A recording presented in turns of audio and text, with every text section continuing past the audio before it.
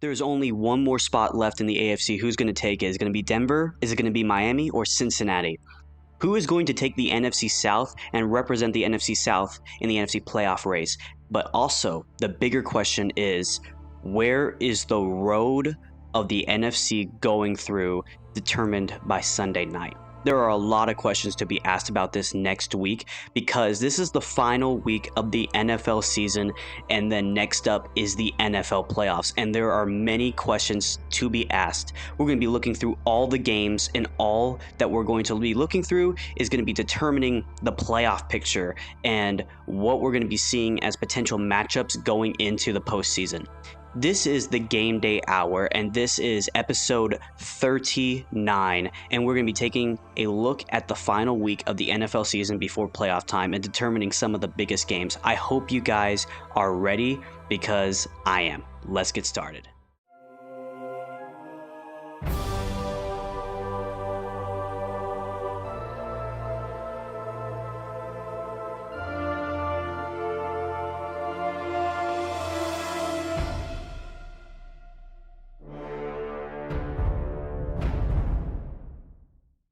My overall record this season so far is 176-80.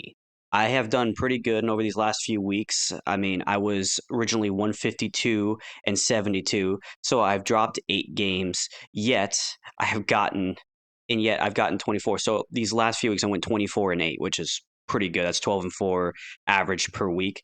And so going into this last week, there are a lot of games we're going to be taking a look at. We're going to be doing it in a little bit of a different format. You see, I'm not going to go through every single game as my normal rankings. However, we are going to be looking at it scenario-wise, which means that I'm going to lump a lot of games together that are not important this week and get them out of the way quick. And then we're going to take a laser lock focus into some of the more important games. So I hope you guys are ready. Let's get started. So 9 of the games we're going to be looking at, I have Buffalo beating New England 23-14. Buffalo keeps the 2nd seed no matter what, and New England would want to lose to have a top 5 pick. I have Houston losing to Tennessee. I think they're going to sit their starters because they cannot move up nor down. They're just locked at number 4, so they're going to probably rest some of their starters. And Tennessee, they'll still have a top 10 pick despite the win. The Chargers are probably going to win, and they want to secure as high as a 5th seed because they're right now in contention with Pittsburgh and potentially Baltimore with that specific spot. So they're going to want to win, and the Raiders are going to want to lose to have a top 5 pick. Then I have Indianapolis beating Jacksonville. Jacksonville's going to want to lose for a top 10 pick, maybe even better. Indianapolis is in limbo. I mean, they were trying to make a final push, but then their loss to New York basically just upended that completely. Philadelphia winning, I think they're going to probably sit some of their starters, but the Giants are so bad and they need to lose. For them, the Giants need a top 3 pick, and I think they're going to get it. For the Eagles, obviously they're going to win to get the 2nd seed. They're automatically stuck at the 2nd seed now, which is unfortunate for them, but yeah, that's how it is. The Rams are going to win. They really don't have to because they're going to secure a spot no matter what, but winning to get the 3rd seed is something they're probably going to want. Have Washington winning, and with their win and Green Bay's loss last week, I believe Washington will secure the 6th seed while Dallas is in limbo because, of course, we are in limbo. Bears are going to lose to the Packers. I mean, the Packers, despite them winning, will have the 7th seed for the 2nd year in a row because of their loss to Minnesota last week, while Chicago looks to have a top 10 pick. And to think, Chicago started the year off 4-2 at one point and then dropped, I believe, their last 11. The math is right. That's terrible. And then lastly, I mean, San Francisco and Arizona are probably the most pointless game because nothing happens at that spot. No matter who wins, there's nothing. They're both in limbo and they both miss the playoffs. But I have Arizona winning that one. With that said, let's get into some of these scenarios. We're going to play through 2 kinds of scenarios. One revolves around the AFC North, and the other, the last spot in the AFC playoffs, which is the 7th seed. And the first game we're going to be looking at is the Bengals at 8-8 versus the Steelers at 10-6. What's on the line? Number 1, the Bengals need a win plus a Miami and a Denver loss if they want to make the playoffs. That's their only route. But Pittsburgh is also looking for a win and potentially a Baltimore loss. If that happens, they get the 3rd seed in the AFC, which they would like to host a game probably. But looking at this matchup, The more dire situation is Cincinnati, and they are rolling. They are doing very well. Joe Burrow's had a great year and is up for MVP conversation. I believe that the Bengals will indeed win this game 27-21. This doesn't hurt Pittsburgh, except for the fact they're not going to host a playoff game, but they'll still make the playoffs.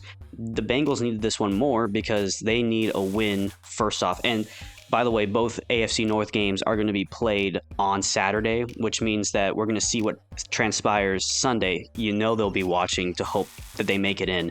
Otherwise, their season is over. But the first step for the Bengals is to win, and I believe they will win. Under the same breath, we're going to quickly look at the AFC North. The other AFC North game is between the 3-13 Browns and the 11-5 Ravens.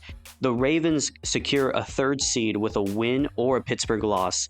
Now, with Pittsburgh losing, obviously, Baltimore is safe, but I also do believe that Baltimore wins this game 31-14, just because, they're probably going to be playing beforehand, and because of that, they're going to probably want to win and just let that be it. And I think that's also probably, if I'm looking at the math correctly, I think Baltimore's game is first, and because their game is first, a win, Pittsburgh probably sits their players. They're like, okay, fine, we're just going to make the playoffs, and the Bengals end up winning. So I believe that's kind of what's going to transpire. But with this scenario, Baltimore rules the AFC North. Pittsburgh's in. Cincinnati needs to wait on a few other games. One of those games is the 8-8 Miami Dolphins versus the 4-12 New York Jets. What's at stake? Miami clinches a wild card with a win and a Denver loss. Because Miami is above Cincinnati, Cincinnati needs Miami to lose. However, what are the Jets playing for?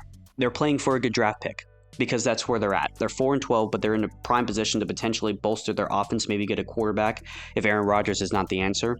So losing this game is more reasonable if you're the New York Jets, and I don't think they have the talent to play with Miami. I believe that Miami wins this game, wins 38-20, officially knocks Cincinnati out of the playoffs for good, and with that, Miami is then looking at the last game, which is of big importance.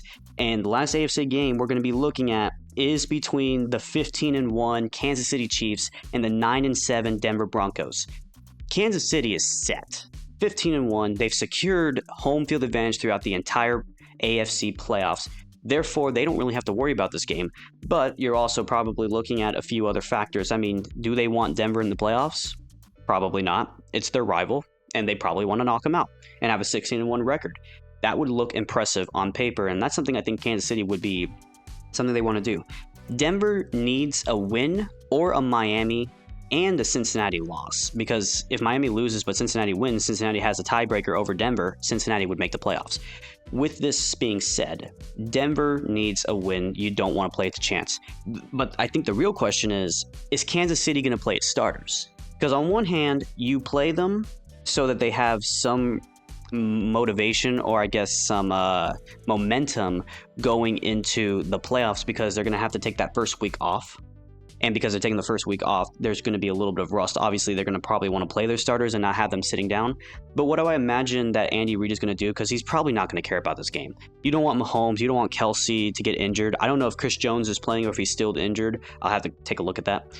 But if you're the Kansas City Chiefs, my suggestion, play Mahomes the first quarter, maybe in the second quarter, but then sit him down.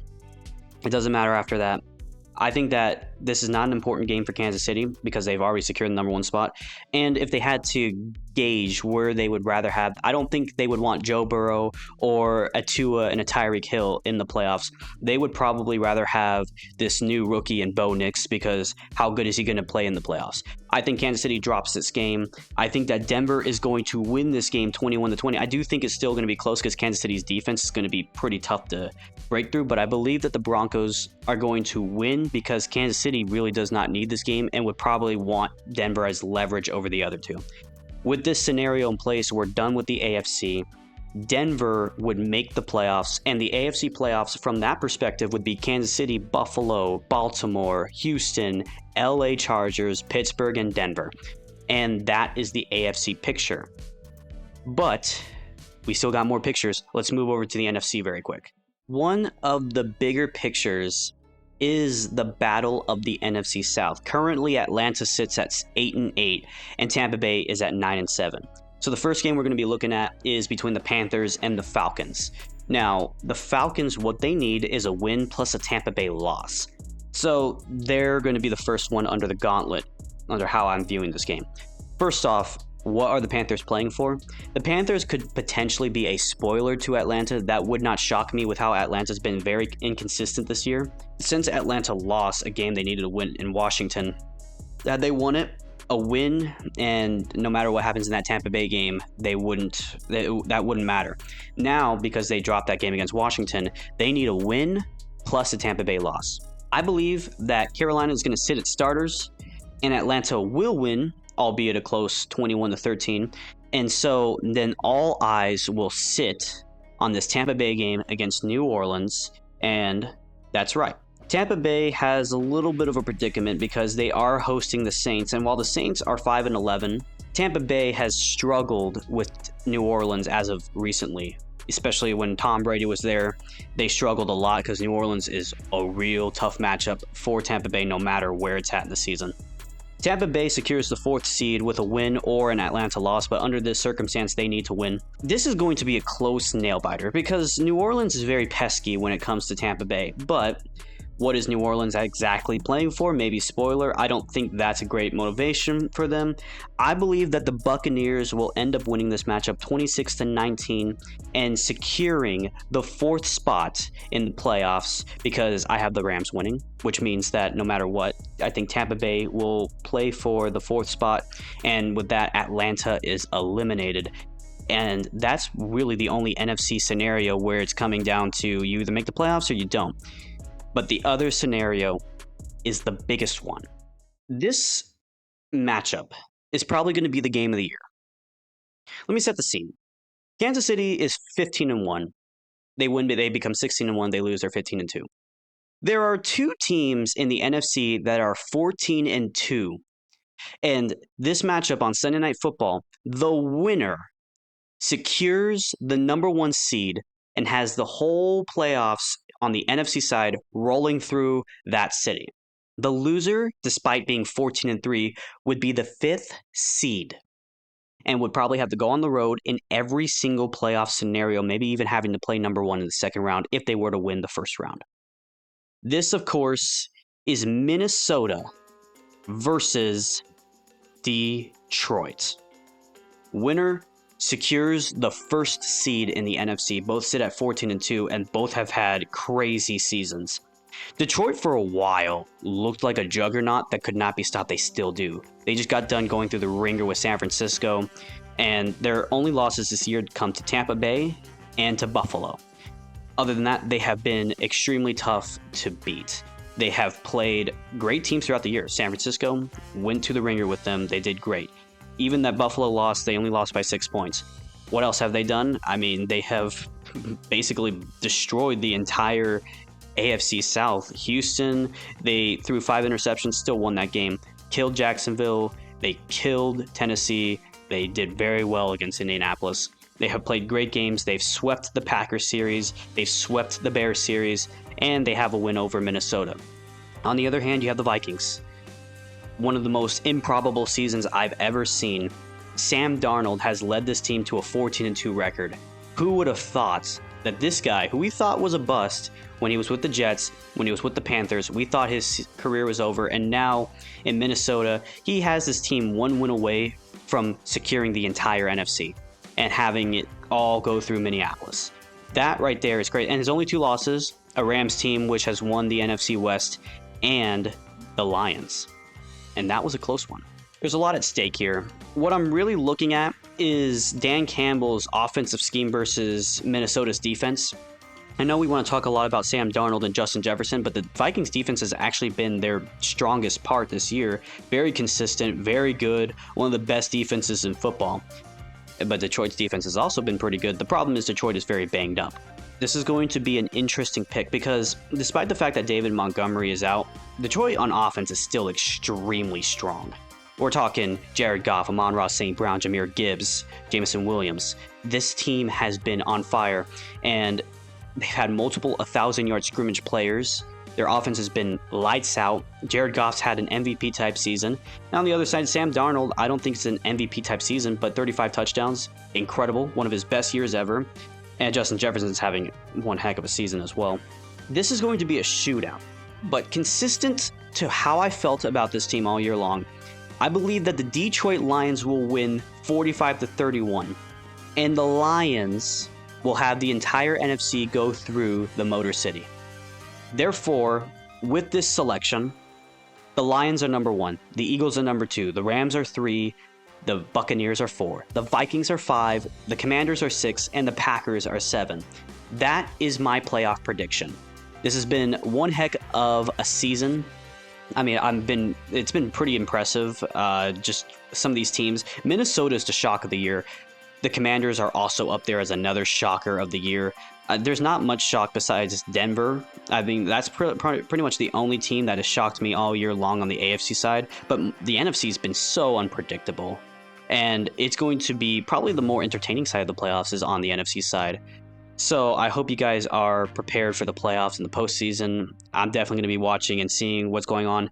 But yep, this is it for the end of the episode. And by the way, I am recording this on New Year's Eve. Therefore, this is the last recording I am doing of 2024. So happy New Year's to everybody.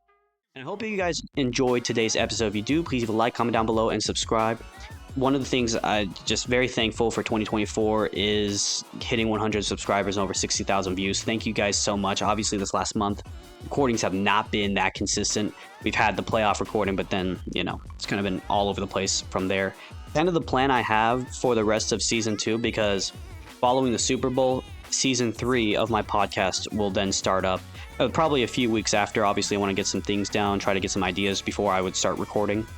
But when I look at what's left on the list, I have 2 more episodes following this one. We're going to be looking over the entire playoffs, and then we're going to be looking at the Super Bowl, and that will be the season finale. So 41 episodes, that's pretty cool.